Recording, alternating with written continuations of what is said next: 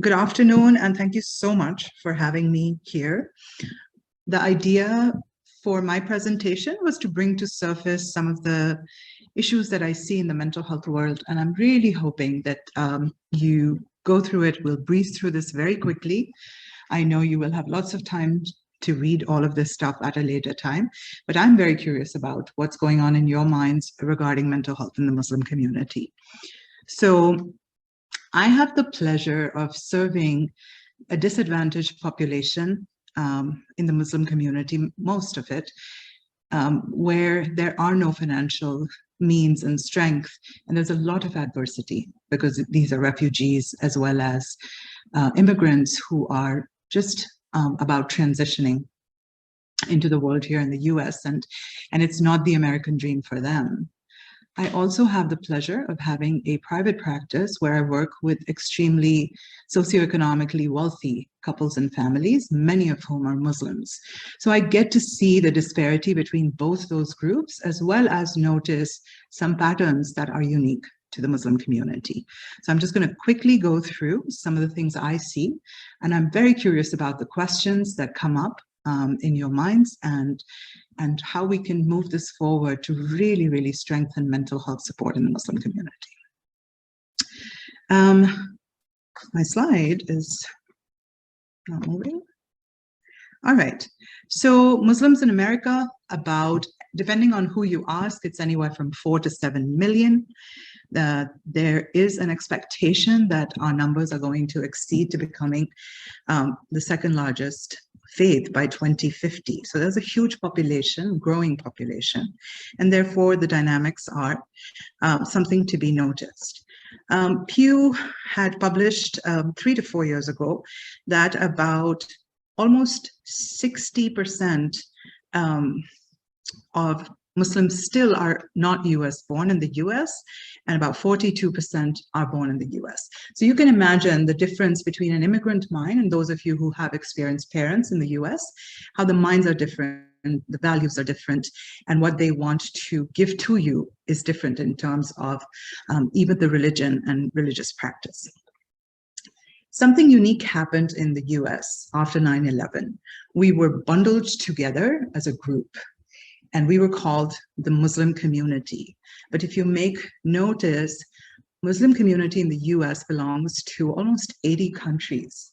So the cultural element is very different for so many of these countries, and we need to look at that dynamic as we're looking at mental health issues.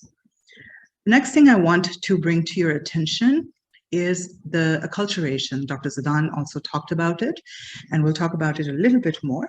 So what's really important to remember is that if you are born and raised in the US, your experience is going to be very different from those people who came when they were teenagers to those people who came as adults in their 20s and 30s. Changes the dynamic. I'm going to speak a little bit about biculturalism. I wrote a little self-help book, which is called Behind Closed Doors, and it talks about how the Muslim community, just like other marginalized or minority communities, like the Black community, you may be familiar with the term called code switching. And I see that all across the Muslim community, where especially kids who become adults and who are born and raised here, they become American at 8 a.m. and stay American till 4 p.m. when they get out of school. And then when they go home, they switch and then become more Muslim aligned with the religiosity and cultural practices of their families. So we are going in and out of this, and many of us fall in different areas of being bicultural, but that is a big part of the identity of the Muslim American. So acculturation, again, I just want to touch on this so you have an idea that we have 4 types of acculturation. There's assimilation, separation, integration, which is biculturalism and marginalization. We'll talk more about it if you have questions, but things to think about. Another reality for mental health is Islamophobia. You're familiar with it. I welcome questions. It is a really important thing to remember, because Muslims in general are found to have, and a lot of research has been published here, they feel a lot of pressure sharing their issues with mental health counselors who may not belong to the culture, because they feel the weight of the entire community on their shoulders because of this. Different ages and stages. For teenagers, there are many, many challenges, and I've listed them here. Or adult gender roles, men versus women. What is supposed to be the Islamic view gets mistaken by the cultural view. Romantic relationships, finding partnership inside and outside the faith. You have the list that I have here. If anything intrigues you, I'm happy to talk about it in the Q&A session. But one of the highlights that I'm finding a lot is Muslim women struggling to find partners, because Muslim men, according to the religion or cultural practices promoted, are allowed to marry outside the faith, which makes the pool for men much smaller for Muslim women. Marriage and family, work relationships and friendships. Again, how many of us have friends who are non-Muslim outside of the culture, and how well are we able to integrate with them? Parenting challenges. And parenting challenges is not just in teenage, it's your personhood as an adult that you are comfortably sharing with your parents, and that causes strain in the mental health ward. Of course, we have a lot of special issues. I'm really glad Dr. Zidan talked about disability. There's mental illness treatment, the issue of alcohol and drug abuse, because it's not overtly talked about. We have LGBTQ issues where kids are not, they're struggling for family support.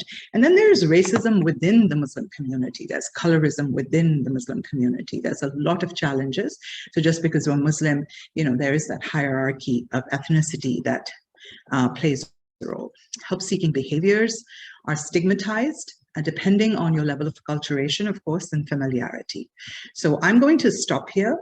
And I want to give you an opportunity to think about what is renting space in your mind that you're thinking of as you think of challenges within the mental health spectrum for the Muslim community. And I'm happy to entertain questions during Q&A.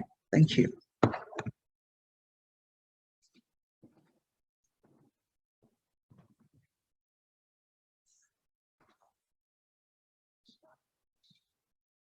Thank you for your illuminating words, Dr. Mohsin. So without further ado, we're going to welcome Dr.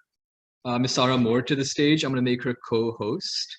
And just a reminder, so any questions that one has for Dr. Mohsin, you know, we'd appreciate if you kind of write them in the chat, and Dr. Mohsin will take back to the stage in 20 minutes subsequent to Ms. Mohr's presentation, where she'll answer any Q&A in the discussion panel. So I'm just, if you just bear with me for a minute, I'm making Ms. Mohr a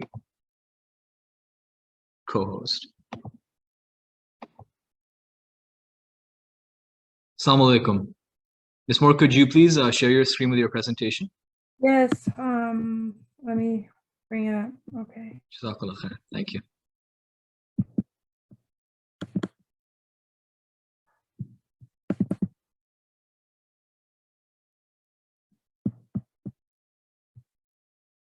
Right, master security. Hold on a second.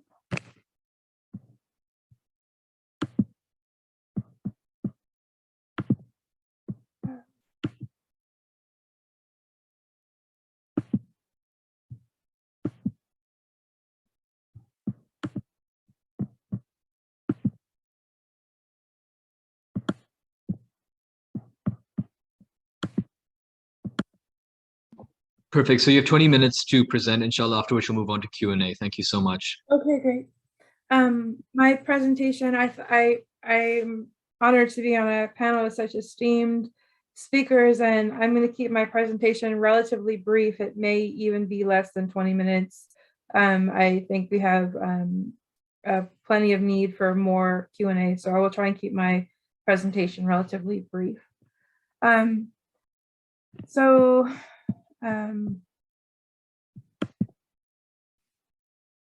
My presentation, hello, okay.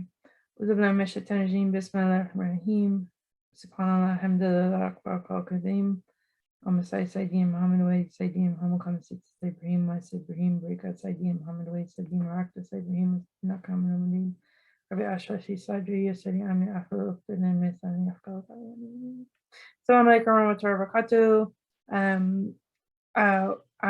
you for attending my presentation. I'm honored to be invited to speak at the Muslim Mental Health Conference. This is an event near and dear to my heart. I love being here. It's one of the highlights of my year in my work in Muslim mental health. So my presentation today is on Islamic feminist liberation, psychology, and waging peace, case studies of Muslim women in community organizing. And the paper is currently in peer review in Peace and Conflict Journal, Peace Psychology, which is an APA journal. And I'm just presenting my paper and my research. So I did 3 case studies of Muslim women community organizing. And the premise of the paper is, you know, if we have, as Dr. Mohsin said, almost close to 8 million Muslims in the United States, and we're portrayed as terrorists, the Muslim community is portrayed with such a negative lens through Islamophobia. It's really important to create a counter narrative.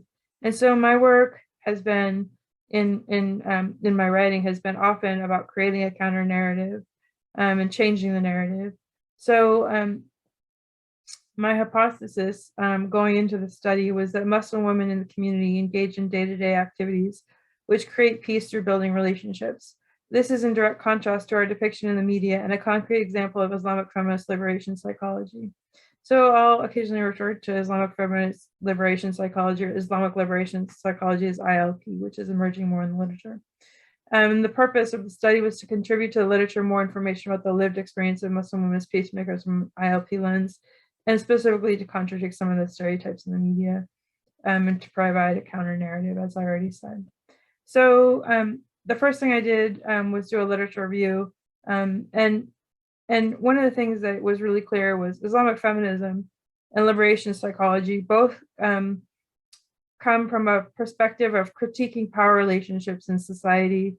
So, you know, Eurocentric, we hear a lot about decolonial work and a lot about the colonial paradigm of power relationships, both gender, race, class, power relationships which involve a subjectivity that dominates another. So the idea of hierarchy and domination of another. And if you look at traditional feminism, white hegemonic feminism, there's a lot of critiques of hegemonic feminism that it doesn't actually challenge power relationships. And Islamic feminism moves towards doing this and really goes to the root of inequity. You know, we see traditional feminism as being critiqued for racism, colonialism. Islamic feminism, like other transnational anti-racist feminisms, try to combine the analysis of power relationships with an analysis of patriarchy.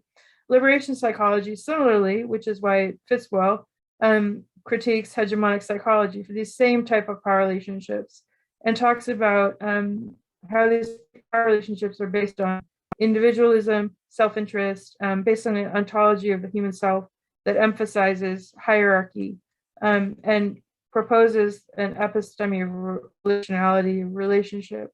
We said in Dr. Maritza Montero's work and you also see it in Ignacio Martin Barrow's work, the idea that a healthy society where these power relationships of white supremacy and oppression and injustice are transformed is going to require new power relationships, new sense of what it means to be human in relationship to other human beings in the environment. So the idea of transnational feminist liberation psychology is already in the literature. You see in Comas's Diaz book, which just came out by the APA on liberation psychology, and other articles. So that's kind of the paradigm that I was starting from. And the problem I was looking at was gendered Islamophobia. So gendered Islamophobia is basically like one of the quintessential in the modern world, in the current world examples of these hierarchical relationships with a dehumanized other, and specifically Muslim women in the media are often portrayed in ways that are really dehumanizing. And gender generally is used as a tool to kind of weaponize the war on terror. And you look at it in a lot of different ways in society, but basically it involves depicting Muslim women as oppressed, as objectified, as kind of passive, and the Muslim community as oppressing Muslim women, and kind of this whole you know, we all know the stereotypes. We all know what it looks like in the media. Jasmine Zine talked about how Islamophobia has this element of gendered Islamophobia, and we talk about the weaponization of sexual politics against the Muslim community. So, so I was trying to look at gender Islamophobia through an Islamic feminist liberation psychology lens. And one of the things that I really came to is the idea of the gender jihad. If you look at liberation psychology, it comes from liberation theology. And the main thinkers in liberation theology have talked about gender jihad since the 70s and 80s. If you look at liberation theology in the Muslim community, it starts really being articulated at a higher level in South Africa and the struggle against apartheid. And the struggle against apartheid had things like a gender desk. Dr. Farid Issac, who's famous for his work with the Call to Islam, talked about the gender jihad. Amina Wadud, who's also part of the canon of Islamic liberation theology, talked about the gender jihad. And jihad is practice, so theology and reflection. So this hypothesis that that these women who I studied in this case series were doing jihad in a sense in their lived experience of waging peace. So I talked about two different areas that these three women that I interviewed were waging peace, both parent and restorative justice. And both in this, in the idea of liberation psychology and parenting and the liberation psychology and restorative justice, there's this idea of non-hierarchical power relationships. So relationality is a paradigm. You look at traditional parenting, there's a lot of like the parent dominating the child. If you look at kind of current parenting ideas and paradigms, there's a lot more of like attunement parenting, attachment parenting, relationality as a parenting idea, transforming kind of these power relationships. And people in parenting are talking about that. Like if we want to transform society, we've got to start with parenting. Amina Wadud talks specifically in her work in Inside Gender Jihad about parenting as kind of like a really important place to start with changing society and changing people's, both the Muslim community and the world at large around oppression. And restorative justice, again, relationality is a paradigm. So power with, and Wadud talks about this, power with, and it's an idea with parenting too, power with, instead of power over. So changing power relationships.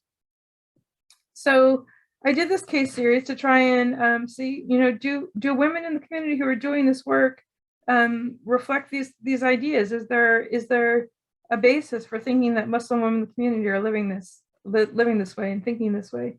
So I did a case series of 3 case studies using the cultural formulation key informant version from the DSM-5. I consulted with people from the Institute of Muslim Mental Health in the literature and found there was no need for an IRB based on the literature and it's being case studies. And that's actually, you know, consistent with the liberation psychology model of breaking the monopoly of research in the academy. So bringing research out into the world more and making it more accessible to the greater community. I got informed consent and a study consent from all the participants and did Zoom interviews, which I then transcribed and analyzed. So the 3 women I interviewed were a midwife, a parenting coach, and a restorative justice consultant. And all 3 women explicitly stated that they saw their work as peace building and building relationships. They all stated things like they saw a trickle-down effect coming from their work. They saw the relationality of their parenting work as transforming society to be more peaceful. They saw the work of transforming school children to be more loved and more connected as building peace. So there was a lot of support for my thesis, for my hypothesis in the case studies. So possibilities and limitations. So the possibilities of the case series itself, I have a paper on academia.edu about this, but the idea of case series as a way to do research outside of the academy, I think is really interesting, allowing people who are outside of academia to do kind of more empirical research with the case study model. And that actually opens up the door to hear more voices of more people and more issues. The limitations were that the women interviewed were not using an IFLP lens in their work specifically, although they did talk about peace, they did talk about relationality. So in some ways, it was superimposed upon their work, but they reflected all the themes that the theoretical work of IFLP talks about. And obviously, because it's a case series, it's highly anecdotal. So, there's limitations to the case series for that reason. And any data that can be drawn from it, obviously, is highly anecdotal. So as far as the discussion, one of the things I think is really interesting in relationship to the conference is the idea of relation to COVID-19. And it's widely agreed there was a second or third pandemic related to social distancing, mental illness in children and adolescents, as well as adults, as well as domestic violence skyrocketed during the pandemic. We also saw a huge increase in overdose deaths from addiction, skyrocketing problems with addiction. And if we want to talk about relationality transforming mental health in society, which is really a feminist and liberation psychology model, COVID, in an upsetting and kind of sick way, reinforces the idea that relationality is crucial for our mental health, because so much relationality has been disrupted by COVID-19, by social distancing, and by the structures that have been in place for COVID-19. So, this study suggests that Muslim women are in a unique position to really do the healing from COVID-19 that we need to see, and that our work in parenting, our work in restorative justice, and generally our work in the community can play a crucial role in transforming society back into a healthier state. So these cases show the transformational action that Muslim women are taking directly contradict our stereotypes in the media, and more research in these areas, I think, is highly needed. Parenting and liberation psychology is kind of a important, I think, area to investigate in the literature, and something I'm working on more, as is restorative practices. So I think, trying to find out more about how this connect to Muslim women specifically is a really rich area of research and study. Thanks to the organizers and volunteers and all the people who make the Muslim Mental Health Conference a wonderful opportunity for us that it all is. Thanks as well to the women who agreed to be interviewed for this research. And thank you very much for listening to me. Thank you, and Jazakallah khair, Ms. Mohr, for your valuable insights. So it's 2:26 Yale time to be precise. So I'm handing the floor back over to Dr. Mohsin for a brief Q&A and discussion on her topic. And I would request that anyone in our online audience, if they have any questions for Dr. Mohr, Dr. Zidan, or for Dr. Mohsin, Ms. Mohr, or Dr. Zidan, that they enter into the chat. Anyone from our live audience, I request that they raise their hand for these cards so they can write down the questions here. And our Q&A is going to last until 2:50. And I'm handing the floor back over to Dr. Mohsin, inshallah. Thank you.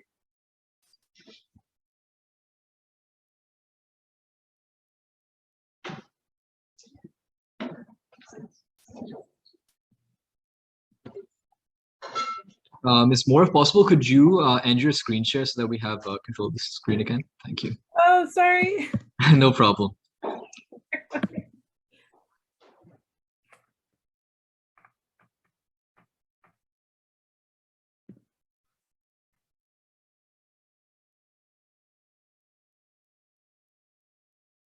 So I have a question for Dr. Mohsin, if I may. Oh, really? That's interesting. So this is a unique situation. One of our panelists is questioning another panelist. So this is going to be exciting. So I welcome Dr. Mohsin back to the stage.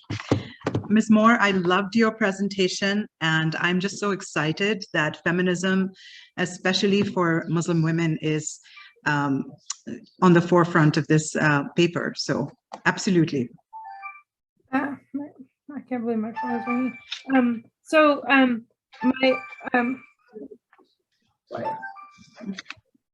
Get it to shut up. Thank you so much, Dr. Mohsin. I think our work, our collective work as Muslim women and Muslim men, I think Muslim men are doing a lot of work in Islamic feminism as well. I mean, clearly, a lot of the thinkers in Islamic feminism are men. So it's an interesting combination of work. I wanted to ask you, I was really interested in your comments on addiction and how that worked at your Muslim Mental Health Center, your Muslim Community Center, and what you're seeing on the ground with addiction in your community, and what you're using to treat it, and how you see addiction as a challenge in the Muslim community. So I see addiction as a growing challenge that I believe is going to grow even more into more out of control spaces. And one of the reasons is, and again, it's lesser of the two evil and so forth. So I divide it into three buckets. We refer out. We do not have an addiction treatment center. But what I notice is three things that are very disturbing. And I've had conversations in other states with practitioners who see similar trends. A lot of children, especially teenage population, that gets vulnerable and then, challenges through adulthood because it's something that takes much longer to treat over time. The chances of recovery are much weaker when there's a lot of shaming from the family system. So when there is no support, these children, adults, they get abandoned. And because there's no psychoeducation, which we try to do at our community level, and I'm invited to speak at events, parents really don't understand, and the community at large does not understand the dynamic of addiction. So there's a huge opportunity, not just for treatment of the person affected, but to educate the community to support the recovery. And so that's where I see both challenges. The third challenge is just the stigma of sharing that. Our community has a lot of shame and feelings that are negative, where coming up front with any issue or struggle, just because we are mostly belonging to collective cultures, it becomes really hard. I don't know if that answered your question. Yeah, that was really helpful. Thank you. Super. My pleasure. Any other questions? Do we see any questions in the chat? It looks pretty empty. Yeah. I have a question myself, and I think one of our guests over here had a question. How do you dealt with, you mentioned higher socioeconomic status? If they still retain traditional values and have balance. So very good question. So the question is about families with higher socioeconomic status. And so a lot of times, because many people in the Muslim community belong to the immigrant group, a lot of times there's a disconnect between emotional and mental health problems. So for example, somebody who is a new immigrant, a refugee, cannot understand why rich people would have any problem, because they don't have money problems. And money problems are huge. They really, when I assess clients to work with them, I check their financial stability first, because that is a kind of strain with very, very severe consequences in the US. So how is it different? It's different where a lot of times there is an implication that yes, they can get services, but the stigma is still there. So the secret keeping still continues.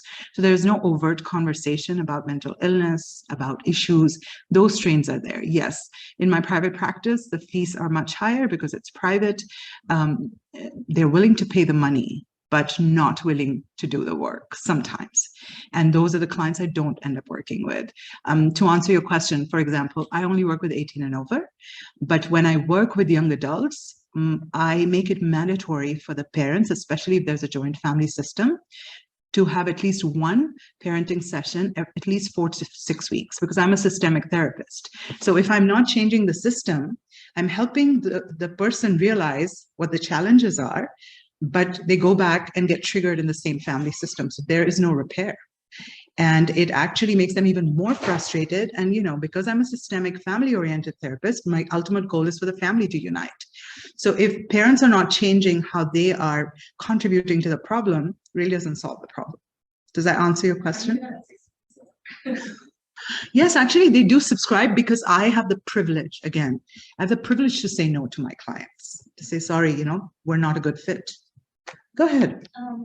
Have you noticed any challenges, especially working with immigrant families and American-born children, in seeing that they're raised more traditionally in American settings, and then when they return to their country for visits, seeing that there is a disconnect of how they progressed in their home country and how their children have been raised?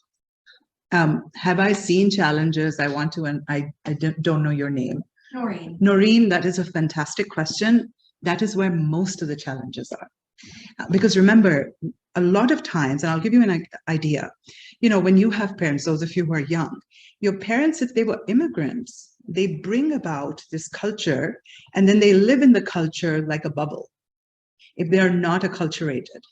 So which, I'm sorry? It doesn't progress. It doesn't progress. Yes. Then their children grow another bubble, but they know how to go between the two bubbles at home and the bubble at school. But when you go to host country, they go back to the exact home and system. So a lot of times, especially girls, feel a lot of pressure if their families have decided to be a little bit more moderate with allowing them to go to school and so forth. The conversations then result in a lot of disappointment and pressure that the parents feel because they feel their children are being judged. So there are so many challenges related to that, because there is a sense of loss, and I don't want to really blame parents, but when we immigrate, we lose something in the process. And so there's this strain between wanting to preserve that, because who are you an audience to? That family. If the family doesn't think your child is great, then your child cannot be great. Now your child could be thriving here. Does that make sense? So the strain definitely shows up. That was a fantastic question. Yes, go ahead. Hi there. Thanks again for your lecture. Pleasure. You know, as we, I guess my traditional image of code switching is, you know, you go to school and you dress one way, and you come home and you dress another way, or you behave another way. What do we know about how the pandemic intensified, alleviated some of the burden of code switching, and then as children, young adults are now switching back, how that transitioned back to quote unquote normalcy has been? That is a fantastic question. So I will tell you in general, and I'm generalizing, on the most part, the pandemic actually intensified in an adverse way the code switching. Because suddenly, you know, what do we do to deal with family? I'll take that as an example. When we can't get along, we avoid. We go to school, we do whatever we need to do, and we minimize the interaction so it can stay pleasant, right? But now you're blocked in home, and you are getting an overexposure to the relationships that strain. So it impacted marriages, it impacted romantic relationships, familial relationships. So two things happened. If both parties were interested in repair, they actually better, because they were spending time, they were realizing this relationship needs attention. For the parties that were on different pages, it intensified the strain. So there were blow-ups, there were divorces, there were walkouts, there were move-outs. For young adults, there've been a lot of jumping into romantic relationships for fear of being alone. And then as we're getting out of COVID, it's like, I don't like this person anymore, because you suddenly have more choices. So you guys are laughing. My joke, my intent was not to, but it's the reality, right? So I don't know if that answers your question. Great questions. So we have a couple of questions in the chat box as well. Sure. High school, college. How do we answer questions? Mine was scroll up slightly. Oh, okay. Sorry. Sorry, the second below that, the second. Oh, okay. Thank you. I'm a little challenged when it comes to this stuff. Okay. Can you elaborate on marriage within couples of immigrant families, as in how marriage to one member of an immigrant family to another was different from the member of an immigrant family marrying someone settled in the US? Would you have a difference in mental health, mental well-being? So I want to understand the question properly. Are you talking about marriage of one person who was born and raised here to someone who is an immigrant? Or are you talking about two different immigrant families? I want to make sure that I know, because yes. Okay. The first one, so I'm just going to talk about two because I'm not sure. If somebody can follow this chat, so you can, I don't want to waste time, but I want to tell you, there is huge strain. I work with a lot of couples where you're first generation, and then your mom and your dad went to host country, found this wonderful girl, or found this great guy, and then they immigrate, and there's a love story for all of 3 months, and then they want to kill each other. And that happens because there's such a huge difference in decision making. One of the biggest areas of strain is communication. which actually is not a marriage breaker, but it can definitely add to the frustration in a relationship. So think of it, most host countries, and I've had the pleasure of working with Jordanian families, Egyptian families, Indian families, Pakistani, Bangladeshi, Nepalese. I've worked with almost all continents. I don't have an Australian family I've worked with. But what I notice is that, when you go to school here, you don't understand your privilege. Because high school education in the US is equivalent to like a graduate degree in a developing country. Your communication skills are so sharp. So I'll have a wife or a husband saying he doesn't know how to validate me. He doesn't know how to compliment me. He doesn't understand and process, or she doesn't know how to let go because she's so set in what our married life should look like. So there's a lot of cultural, because remember, most of us do not know what a healthy relationship looks like. We just have ideas, and the ideas come from, well, my parents do that, I'm never doing that, or my parents do that, I'm definitely doing that. So it's a guessing game, and premarital counseling, things like that don't happen in the culture. So I don't know if that answered your question, but great questions coming up. I'm so impressed. Next question, how do we deal with LGBT identity crisis at high school, college level? How do we answer questions regarding it? And become more knowledgeable of the situation. This is a very tricky situation, and I will invite you, and this is my position, this is not the Islamic position, or this is my position as a Muslim, as as an individual, as a human being.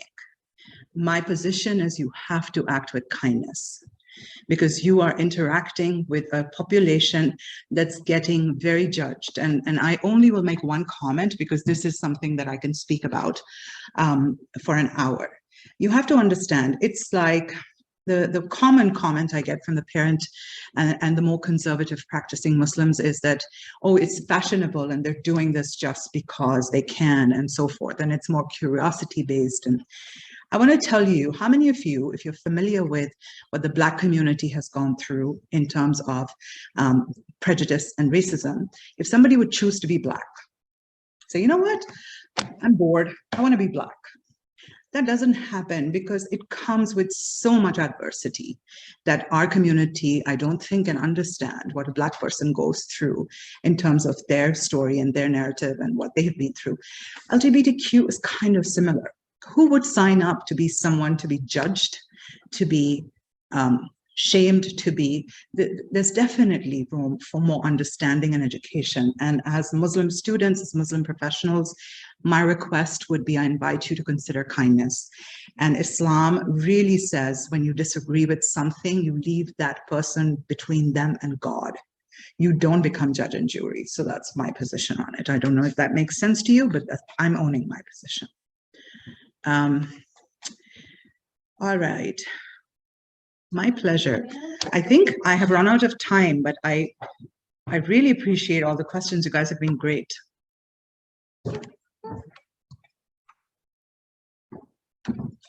All right, so I'd like to thank Dr. Mohsin for her incredibly valuable and erudite insights into these issues. And, Dr. Mohsin has to head out. We have a final question for Dr. Zidan. Dr. Zidan, if you could just unmute yourself, please. Assalamu alaikum again. So I'm reading out the question from one of the audience members, and it says, Dr. Zidan, was there variability on how different genders or ethnicities approached how to balance the need for medication management and alternative supplements for youth with disabilities? Yeah, I mean, the study is about the attitude toward people with disabilities. So there is no variability between gender, like male and female, with regard to attitude toward disability. But for the medical management, that's or medication, that's something is not included in the study. We focus on attitude toward person with disability, not on the medical or medication or anything like that. I'm not sure if I understood the question correctly. Thank you. The attendees are grateful for your answer. Yeah. Do we have any further questions that anyone would like to deposit in the chat box or from the live audience before we conclude the session? Okay, with that, I'd just like to thank our three esteemed panelists for their contributions, for their generosity in terms of time and just sharing their wisdom and the knowledge they've accrued over the years with us in this session. And we're incredibly grateful that you helped us out. And thank you just once again for your insights. And with that, I'd like to close the panel for today. We encourage all of you to stay in touch. We apologize for the technical difficulties at the beginning. We understand that it was an inconvenience for our panelists, and we deeply apologize for that. But thank you for your time and for your patience. And we hope to see you again next year, inshallah. Jazakallah khair, and have a great day.